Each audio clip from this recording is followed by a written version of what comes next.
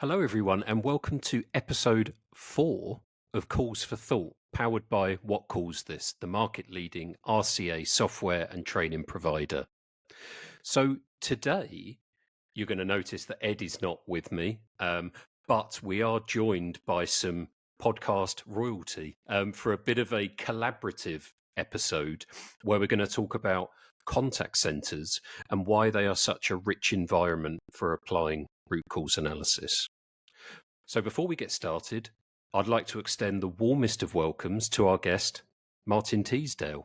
Martin, for anyone listening, watching who doesn't know you, would you be able to spend just a minute introducing yourself?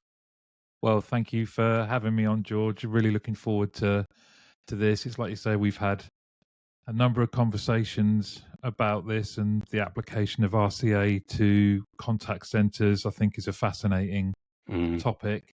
Like a lot of people in my industry, you'll find that people will say things like, "It was a stopgap, couldn't find another job. I didn't really know what it was." And my journey in our industry is very similar. I left university where I was good friends with Ed and still are good friends with Ed Wells, and was looking for work to do with my degree, found it very difficult, and took a job in a contact center in London. And, you know, within a few hours of the interview, I was on the phones and wondering, what have I done? This is insane. But I loved it, you know, and it's a very addictive industry in terms of what you find. It's very busy. So I stayed within operations and progressed, like a lot of people do, to team leader, contact center manager, head of contact center, and then up to director. So I've been in the industry over 30 years, predominantly operations, but much like you, had a love of podcasts and started a podcast called Get Out a Rap, May 2019, as a hobby initially. And then that kind of snowballed. So I took the plunge of going self-employed at the start of 2023. And as well as Get Out a Rap and all that brings, I also run an online community for team leaders. You know, team leaders, your first step into leadership more often than not, and limited training, although it has got better in the time that I've been in the industry, but limited training, and you are suddenly responsible for up to 20 other adult human beings, and it can be a real challenge. So the community is something that I set up. We've got over 650 members, and that's just so we can help each other, you know, and share best practice and a bit of camaraderie around some of the challenges that you are going to face when you are responsible for leading that many people in a fast-paced environment. So, yeah, and I really welcome and thank you for the opportunity to come on and talk about this industry. I think the application of what you do within contact centers can only make us better, and I think that's a good thing to explore. Yeah, and you know, I think I always tend to start these things with a warm-up question. This is probably a question that you're going to find very straightforward, I guess. In a kind of contact center world, obviously you've got lots of experience. What would you say, Martin, is one of or the biggest myth that you've heard that when you dig beneath, you know, the detail a little bit, it doesn't stand up to much scrutiny? Great question. I think, you know, there's an external there's two parts to that. I think there's an external perception of what contact centers are, and some of that has been built up by poor practice, not often from within the UK, which, you know, there's whatever service industry you're in, there's often regulations and there's best practice anyway, regardless.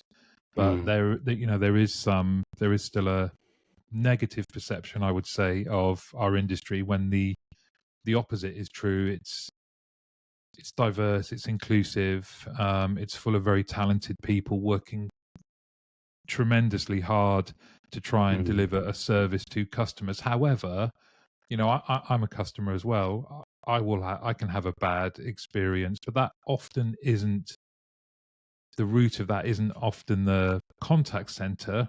It's the customer journey, it's the delivery of a product or service from the brand, but it's the contact center that bears the brunt of customers' frustration. So I think that kind of external perception is one that when you dig underneath it, you will find how much of it is valid or not. And then I think within our industry, one of the shocks, if you've not been within a contact center, is everything is measured. Everything. And what that can mean sometimes is, paralysis through analysis. It's which one of this myriad of KPIs do I have is the important trigger or lever for me to pull to be able to improve performance. So I think we're often charging at the wrong windmill. I think there's a danger that you are pulled in, certainly within operations, you're pulled in lots of different directions, whether that is, well, we need a better focus on employee engagement, we need to do more training and coaching. Well, then you have large call volumes and you're missing calls, and of course now with, we operate in an omni-channel world. The contact center is at the cutting edge of the application of AI, and all the ramifications of that and positive benefits of that. But it's omni-channel. Customers contact you, web, chat, SMS, WhatsApp, calls. There's even some industries that still deal with letters, and so it's an extremely complex environment, and bearing in mind every part of it is reported. That I think is an area that can definitely cause some challenges. I don't know if I've answered your question then. No, I think you have, right? And for me, Ed and I have spoken in the past. I think we actually spoke on a past episode about that intersection between kind of complexity and when things go wrong, right? So, I come from an investment banking background, and I know that when things go wrong, there is often a tendency or this temptation to kind of look for the first thing that's gone wrong, fix it, so that we're seen to be doing something rather than addressing actual causation. I guess in a complex contact center environment, things are going to go wrong, right? Whether it's systems, processes, people.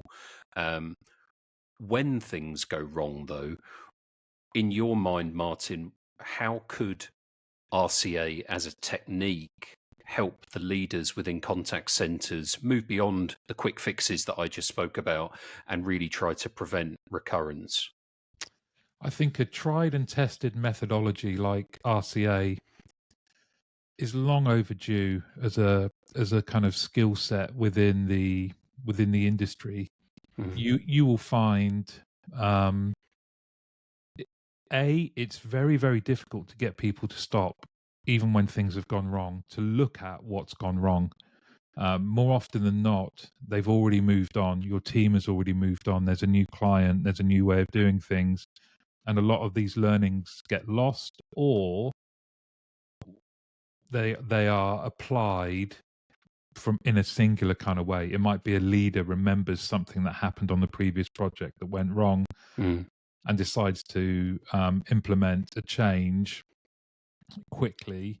That there isn't this kind of concept of the debrief, like good, bad, or indifferent. What have we learned? So I think, way back when Ed came on my podcast and was talking about RCA, and it was new to me, and it was like a light bulb moment, thinking, wow, if we could apply this to contact centers, are the perfect environment to apply this methodology in understanding where something has fallen down, because often you've got so many different teams involved in just the day-to-day that it can be easy to say, well, this is happening downstream, so I don't need to, our bit's fine, so I don't need to get involved, when that might not be the case, because you haven't had a proper look at how everything is joined up.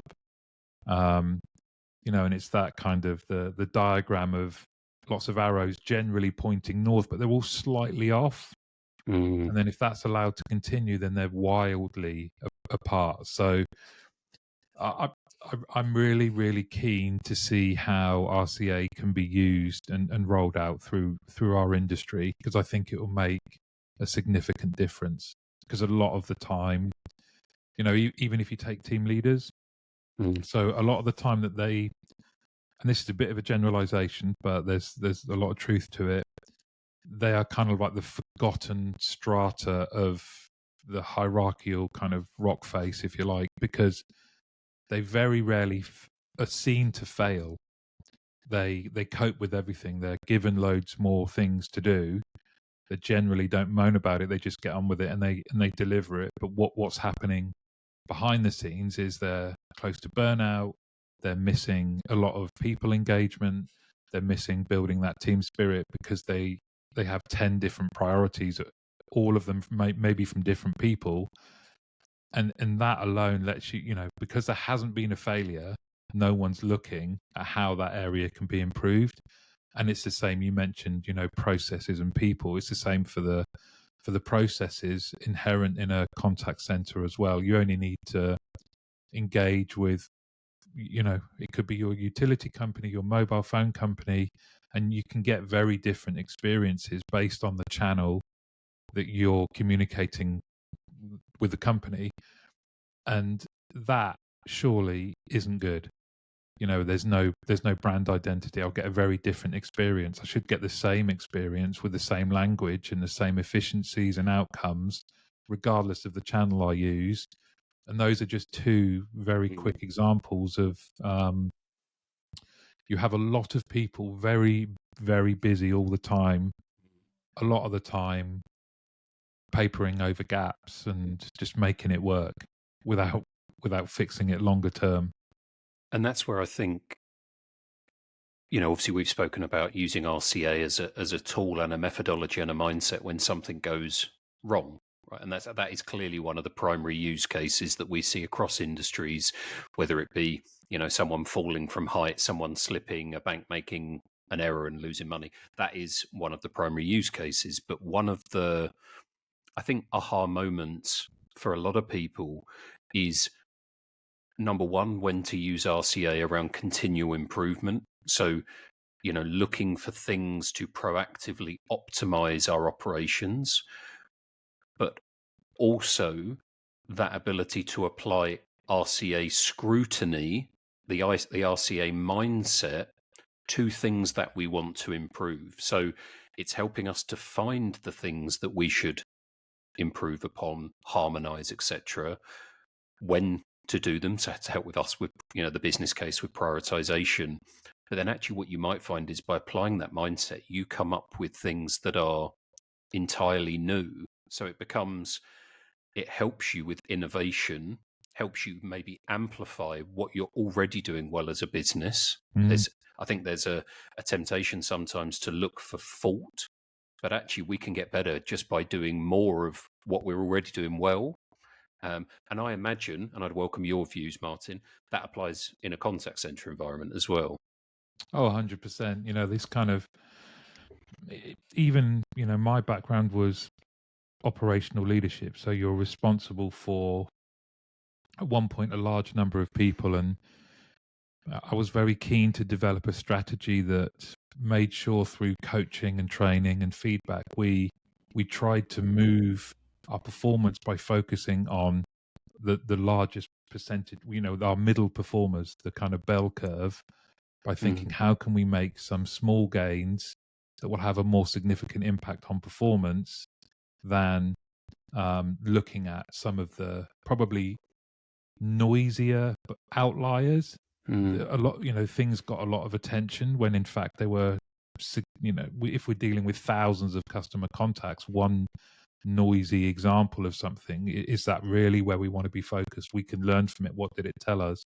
But I was far more interested in the sort of general population of our teams and how they were working, even to the point where we looked at how people logged into all of our different systems and what was the most efficient way of doing that. How could we help them?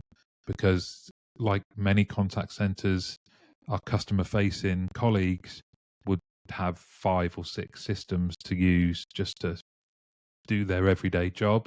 Mm. And that can take a few minutes to get everything ready for them, and really just look at a day in the life of what does that look like? What's helpful when it comes to intervention from team leaders or training? But that was very much focused on, well, we're pretty good, but how can we be Mm. better? And where do we apply our resource and energy to do that? And it's interesting, right? Because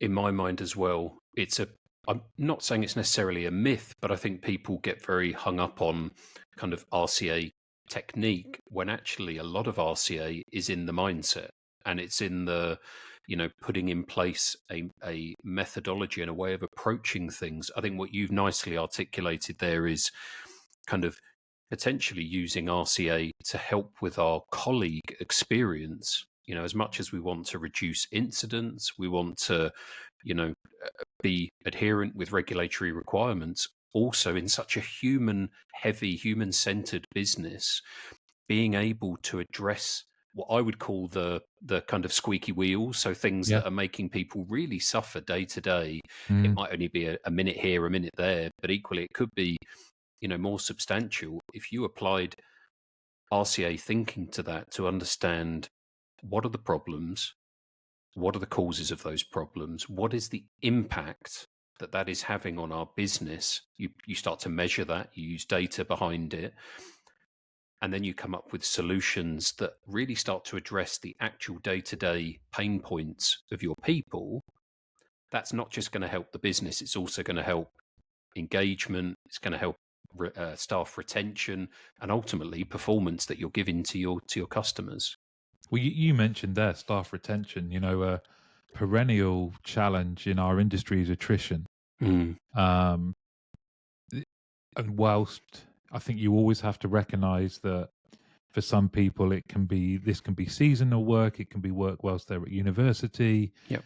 The very flexibility that's on offer sometimes means that you're going to have a certain level of attrition. However, it's a costly challenge in our industry, and it has been since I've been in it. Mm. And it was through getting to know you guys and what you do, and like I said, Ed earlier on coming on the podcast, that I just thought there's so many areas where you can look at.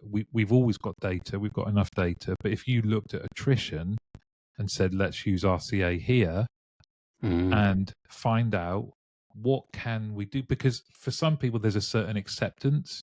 Well, we have high attrition, so we just need to do more. We have to do more with the recruitment side of things and just make sure we have more coming in than goes out, rather than thinking what is this telling us? And then people will can say, well, we do exit interviews. Okay, great, that's a start. How are they conducted? When? What do you do with the data? But I think that is literally only just the tip of the iceberg.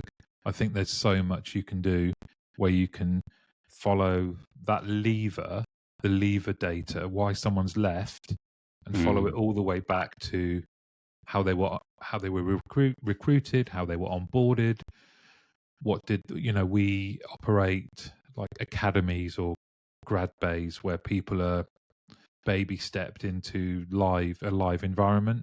What's that like? What's the level of support, and what's the shock when they leave that environment into business as usual? And of course, since the pandemic, one of the things that our industry's has dealt with well, but is now a challenge in terms of ongoing engagement, is there is a large proportion of the workforce working from home.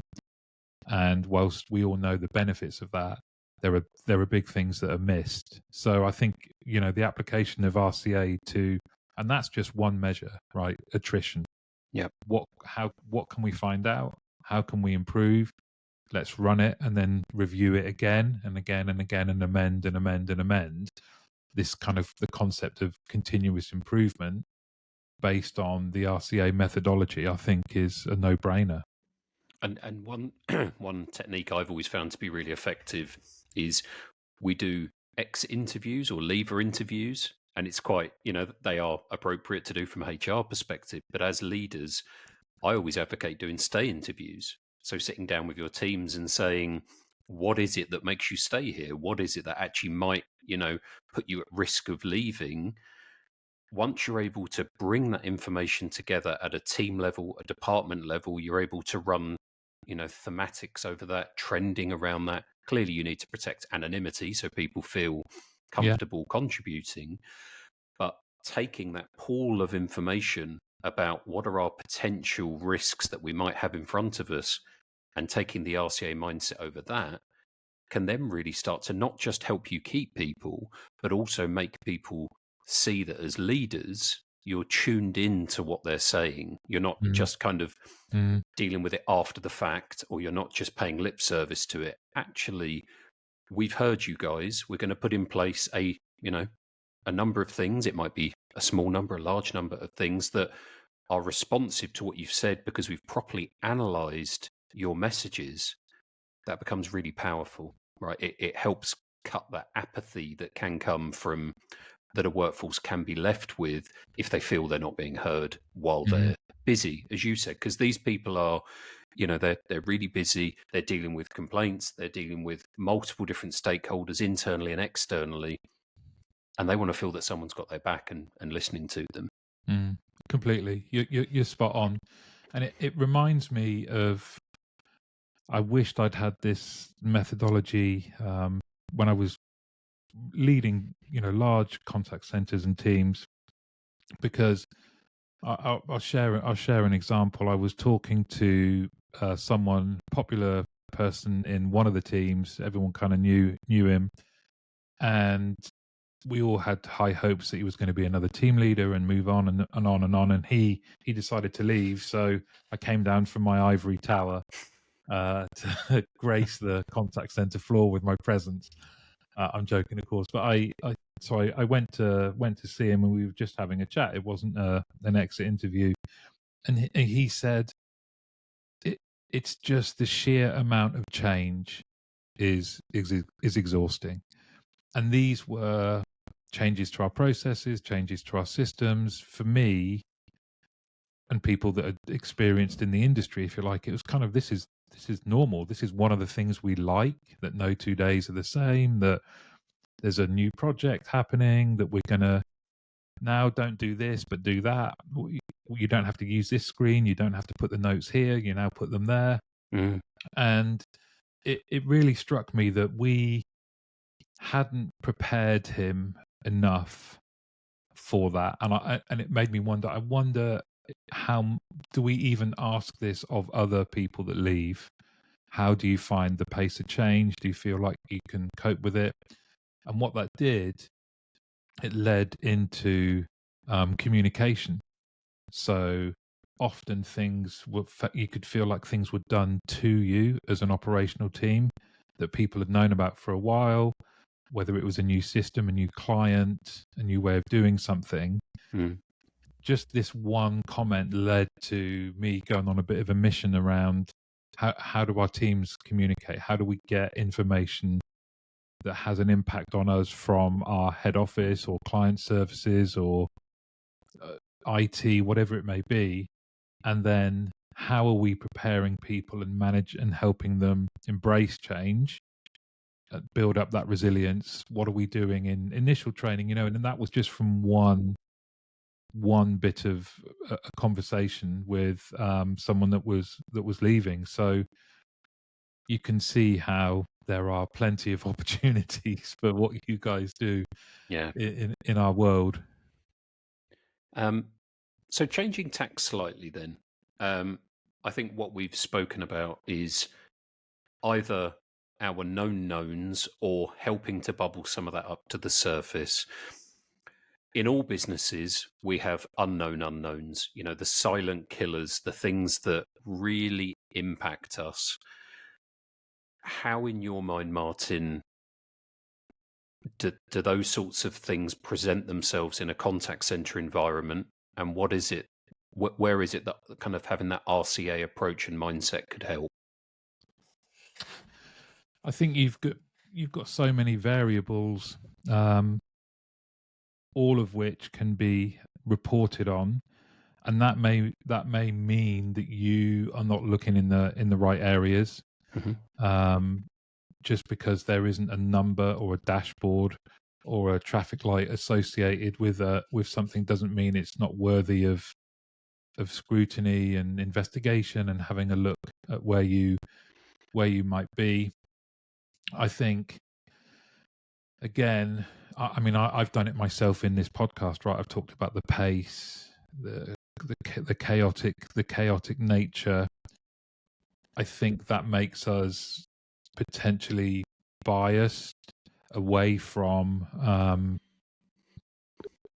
reflection and a proper kind of methodical diagnostic approach that you get with RCA to look at how are we operating where things have not met the required standard or we haven't yet hit one of the key metrics. Are we going to give people time and agency to be able to come together, from all of the different areas that you would need, and take a pause from the day to day to do something that's going to have a meaningful, positive impact for a medium long term? I would say that doesn't happen very often, because it's the kind of the belief that perpetual motion is going to see you through, rather than, and it doesn't, with the way you guys work, it doesn't need to be overly time consuming. And again, I think that's kind of to share that information, I think, is important. But I do think it's this kind of, let's take a moment, let's take a breath. What does all this activity and all of this MI, what is it telling us? How do we take RCA and look at where are we failing? What do we need to do? And to your earlier point, how can we be better in some of the things that look good at the moment or look okay that might not get focus? Apply the same methodology there, because we're always chasing better performance. No one ever stands still and kind of pats themselves on the back and go, "We cracked it. I don't believe it. We've done it." And part of that is probably is linked to, whilst I've not worked in a kind of contact center environment, I've worked early on in my career. I worked in operations in a bank. We were client facing, and you would almost deal with one thing, close it, move on to the next thing, and then you had that multiplied out however many times. You never had the luxury of being able to say, I'm just going to sit down and I'm going to spend a day focusing on this one problem. And it's not reality, right? People, but to your point, allowing people that time and space to think and actually empowering that as a behavior is so important, right? Because if you feel like you're jumping from one thing to the next, to the next, to the next, let's close that ticket and move on, irrespective of have we actually addressed what happened, rather than just closing it. I think people start to become a little bit snowblind. They're looking at something so often on a recurring basis that they can't look up and say, well, if we did that slightly differently, if we tried to be a bit more curious and creative and we had that safety to do it, we could actually make real meaningful improvement that helps our business, but then helps our clients and our customers. 100%. I've got several friends who are running contact centers in the retail space. Right. For some really nice brands, some startup brands, but some well-established brands. And of course, I spoke to one this morning, and they are now at that point where they're beginning to dread these next 3 months, for some of them 3 to 4 months. And knowing that I was going to be talking to you today, it did get me thinking, I wonder how many of them have said, this is an event that's repeated yearly. They're coming to peak. There's going to be Black Friday, Right. the the lead up to Christmas and all of this kind of stuff. And Mm. it's also the time of year when our industry does awards, has an expo, and it's extremely busy.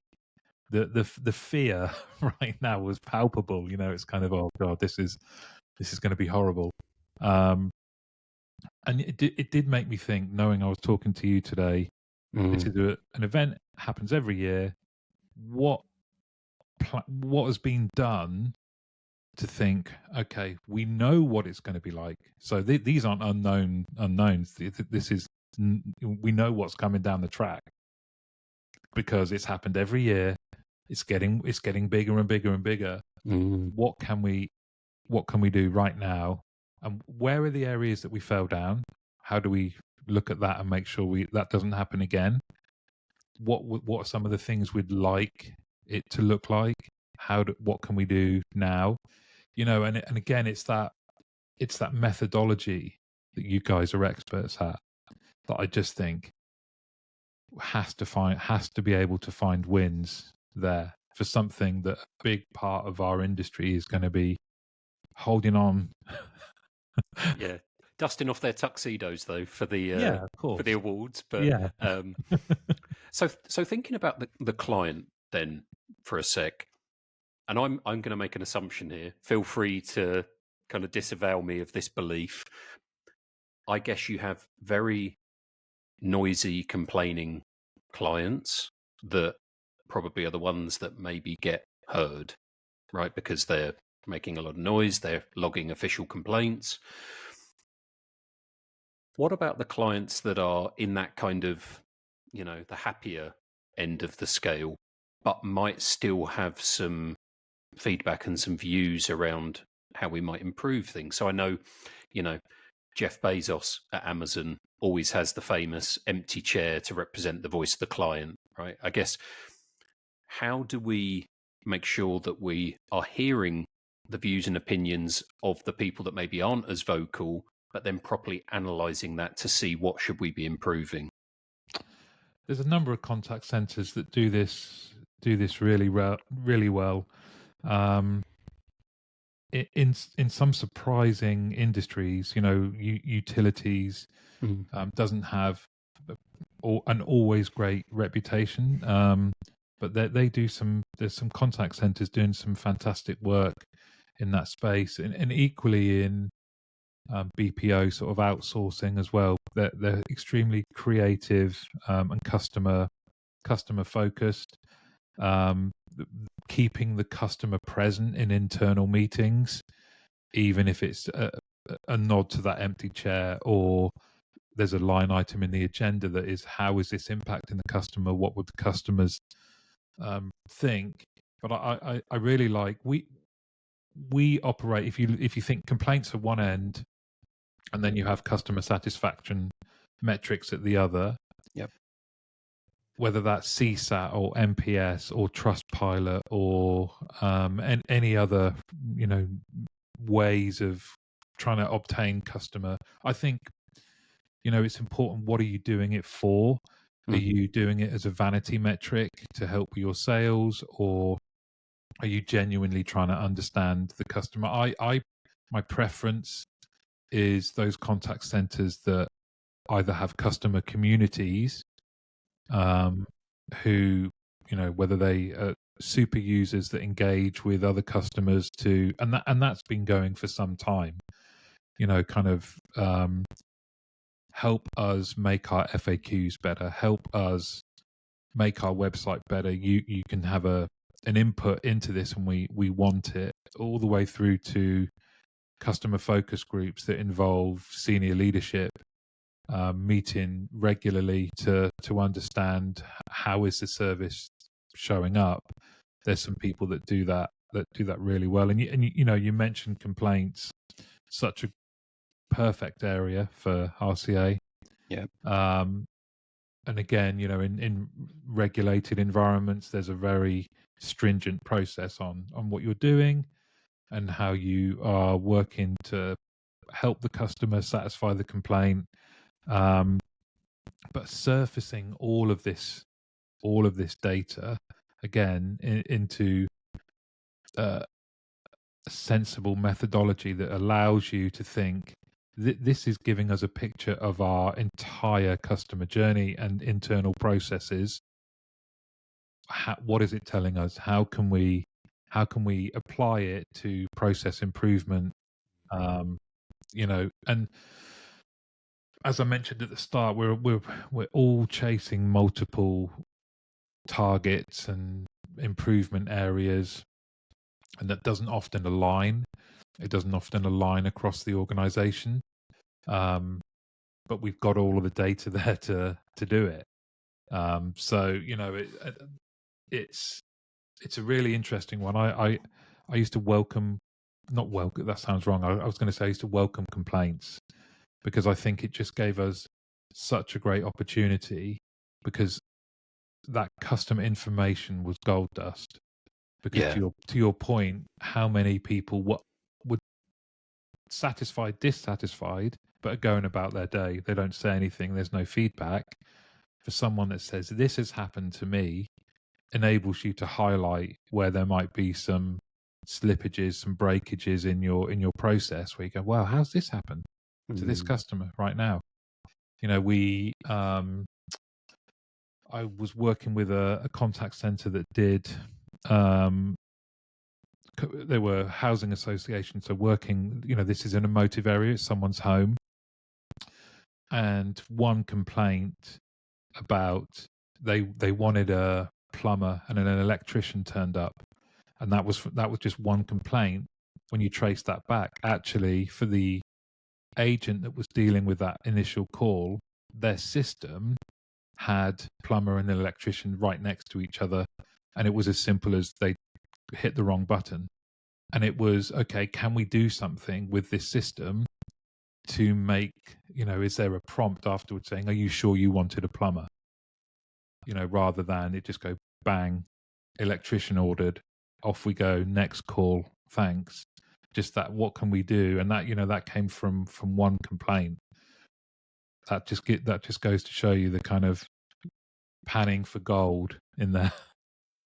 And I think it's a great example, right? And for me, one of the, again, I'm not sure if I'd call it a misconception, but one of the failings often with a root cause analysis process is that 90% of the work is done fantastically well, and then when it comes to presenting the information onward and outwardly, it's like a screenshot of a thrice photocopied PDF document attached to a PowerPoint deck that's put in front of someone, and you go, that's what we've done, and they're kind of turning it on its side and can't quite see what's going on. So certainly our platform gives you the ability to have outcome reports that are very dynamic and give you the ability to really look at things through multiple different lenses. They're very digestible. And I think of myself then as someone who may on occasion have complained to a contact center if the what had been done, how it had been done, had been presented back to me in such a way that it made sense, it looked professional, and it gave me some confidence that what I had raised had been listened to. I think I'd have come off the phone or received the email and felt a lot better about the exchange, right? Just by adding that layer of professionalism and polish to the outcome, to how what we've done is being presented. Well, and you're that's a really good point and that's from the customer's point of view. If you think about internally, often we're asking people to be detectives to try and find out what's gone on. Whereas with what you do, it's there for you to understand and see. And as you said, that kind of dynamic level of reporting doesn't mean that you have to be squirreling around trying to find all of the different information and the touch points and where things may or may not have happened, and now I have to go and speak to this person, or now I have to go and try and find this report that's housed in another system. don't get me wrong, some people quite like that kind of detective work. It's funny to see, Mm. but again, we operate in a world that is just perfect for the application of yours, which is why I was so excited to find out more about what you did and kind of share the word, if you like, that it's because it can make a massive difference. And if I think about making a difference, right, something that you and I spoke about before is first call resolution, which, and I'm using your words a little bit, are the holy grail metric for contact centers. For anyone who's maybe not as familiar with that term, would you be able to just give a short explanation of what it is, but also in your mind, Martin, how RCA might be able to help achieve that? Yeah, I mentioned earlier that we within our industry have a lot of KPIs and abbreviations, like all industries, but one of the key ones is FCR, first call resolution, and really it is a measure of, are you able to deal with the customer's reason for contacting you within one call. Mm-hmm. And we're all customers. None of us like that not happening. None of us like being transferred to somebody else. It's not my department. I'm not sure. We'll get back to you, because you're uncertain whether they will get back to you. Mm-hmm. If you can call, be answered quickly by a competent person that knows everything about you and your history with this company, that you don't have to repeat yourself over and over again, and then has the tools, the autonomy to be able to service whatever it is you want. It may be there's a request about your order, there's a change to your the service that you have a question what that you can't find on the website, whatever it is. If you know you can get through and speak to someone who is able to do that, then that's what we're all chasing. That's what, and we know that over the last 20 years, the top two things that customers are frustrated about is long wait times and not having their reason for contact dealt with on the first call, and not feeling like when they finish that interaction it's been efficient, competent, and they are reassured and trust that whatever's been agreed is going to happen, and they can see evidence of that. And why I think it's perfect for the application of RCA is, in order for that to happen, lots and lots of different things have to go right. And that is from when the customer, and let's say it's a call, but it could equally be a web chat, but when the customer makes that call, where are we routing it? What happens? Is there an IVR? Press 1, press 2. Yep. Where does that take people? How good is your system at picking up the number that's being dialed and saying, hey, this is Martin. Once you ID and V him, once you identify him, I can give you all of this information, and that's going to screen pop on your screen, and you're going to have enough time, and it's going to be laid out perfectly to be able to go, oh, this is Martin. He's been with us 5 years. His mobile phone's up for renewal. That might be why he's ringing, blah, blah, blah. And now with the application of AI, there can be prompts, there's lots of helpful ways that we are using AI right now to help the agent. But bringing all of these things together, you've got scheduling as well. So am I as an agent going to be available when that person's calling? We know call patterns. So when is it going to be busy? When do we need more people? Where are our people? Are they in the contact center? Are they working from home? Is that going to cause a delay? Then we successfully deliver that call. Then you are into the world of people, and the team that I sit in, the responsibilities I have. How well am I trained? What does the process tell me to do with this customer? How annoying might that be? Or am I going to be able to say, yep, great, I've got your details here, I'm going to be able to help you. something as simple as that just opens up all of the different things that have to come together, um, and have to work right for us to be able to hit that. And we, as an industry, there's lots of commentary around: are we as customers now more? Do we expect more? Are we more demanding and less tolerant of? I wouldn't say poor service, but we have a higher standard. But customer satisfaction levels, as reported by the Institute of Customer Service, have been low for a good 10, 15 years. Right. And you map that against how much better technology we have, and it's more accessible, it's less costly than it ever used to be. So small and medium contact centers have a better chance to use some great tech. So we've got all of this tech. We have got better at training, understanding people, language, emotional intelligence, yet we still can't quite deliver or see anyway higher levels of customer satisfaction. And I think a key part of that is we still have this challenge around long wait times and then speaking to someone, and it's often reported in the media, right? Kind of whether it is a government organization that you have to wait 3 hours to get through, and they've got an unexpected high volume of calls. That wears very, very thin with people. I think, that kind of message that says, sorry, we're experiencing a higher than usual number of calls, I think should be banned, because we know, we should know what our call volumes are going to be. But yes, we are all chasing that first call resolution, because if you can get that right, it means you've got a good contact center. And if we start there with RCA, there's lots of different ways we can go to understand how do we make this happen. So it almost feels like, just playing that back to you slightly then, it would be a really good candidate if you wanted to do a proof of concept around RCA. It could be around FCR. Yeah. I'm using acronyms and abbreviation, almost like I know what I'm talking about.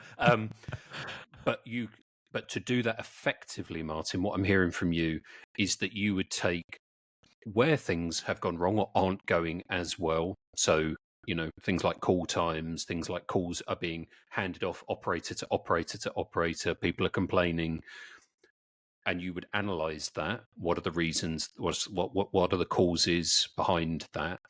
But also, just to build on our point from the very top of the conversation around amplifying what we do well, where we have a really positive outcome in terms of first call resolution, we should also root cause analyze that as well and say, how did this operative or department or whatever it might be achieve a really strong return in FCR, and what were the conditions that made that possible in that instance or that scenario or whatever?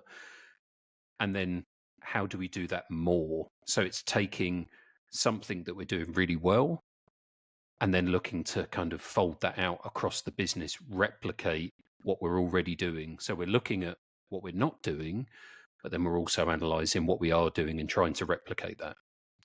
Yeah, spot on. And, again, because of my bias and background, I often think about the people. And one of the things that we looked at when looking at FCR, and this is kind of what is the sort of domino effect, was speed to competency. Okay. So that you're through to me, Martin. How long has it taken me to be competent in all of the different things that you might talk to me about?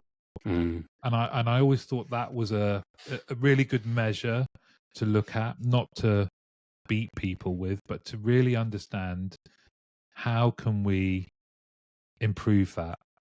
And there was a lot of people that came into our industry offering technology that there was a period where they would advertise that it was kind of plug and play, that don't worry about it's, so the system will do everything for you. But it's not that simple. I think there's always going to be a period where you have to be not so good at your job to be able to be good. So there's always going to be some period I have to experience the 10 different types of calls I might get in order to be trained to be good at those 10. So, but again, I think it's from that one point of FCR, you then go, right, okay, well, are we looking at our speed to competency? What does that look like? That then takes you down into, again, recruitment, training, ongoing. And the one thing that we will always have, now in most contact centers, every single customer interaction isn't just recorded, but a lot of centers now are using AI to understand what's the emotion. If you've got a good knowledge management system, it can take, whilst the customer's talking to you live, and say, this is your next best action. But for all of these developments that are positive, they are further links in the chain that potentially may go wrong. And if you don't understand that, you can't maintain it adequately. Yeah.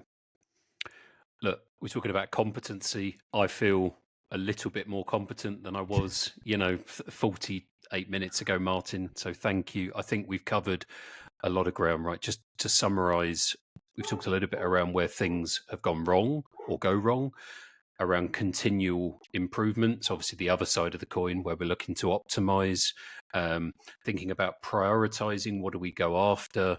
And then towards the end, we've spoken about FCR, first call resolution, and where teams, organizations might want to use root cause analysis to help with that. So Martin, if anyone wants to get in contact with you, where can they find you? Always on LinkedIn, but martinteasdale.com or getoutofrap.com. And thank you for asking me to come on and talk about this. I think it's great for our industry to feel quite like we have this opportunity with root cause analysis. We have this opportunity to utilize your best practice and your methodology to make us better in so many different areas. I would thoroughly recommend people within my industry checking you out, and because I think this can be, this is just the start really of what's possible. Yeah. Well, super. Look, Martin, thank you. And thank you as well to everyone who's watched and has listened. Again, this is episode 4, but we intend to make more of these. We've got a couple already in the hopper over the next few weeks. If anyone has feedback, any topics they'd like us to try and cover, please just reach out. But with that, we'll say thank you and goodbye.